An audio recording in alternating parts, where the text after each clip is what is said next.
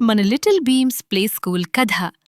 ఒకప్పుడు ఒక కుందేలు మరియు ఒక తాబేలు మధ్య ఎవరు వేగంగా పరిగెత్తగలరో అనే దానిపై వాగ్వాదం జరిగింది.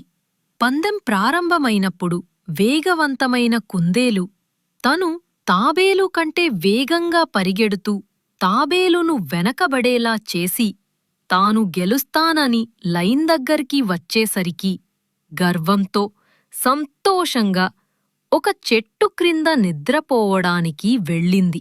తాబేలు నెమ్మదిగా అయినా స్థిరంగా ముందుకు కదులుతూనే ఉంది. ఆ కుందేలు మేల్కొనే సమయానికి తాబేలు గమ్యాన్ని చేరుకుంది.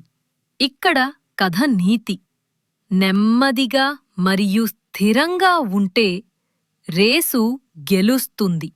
ఈ కథ ద్వారా ఏదైనా పనిని నెమ్మదిగా అయినా స్థిరంగా కొనసాగిస్తే విజయం సాధించవచ్చని తెలుసుకోవచ్చు. గర్వం మరియు అతి విశ్వాసమనేది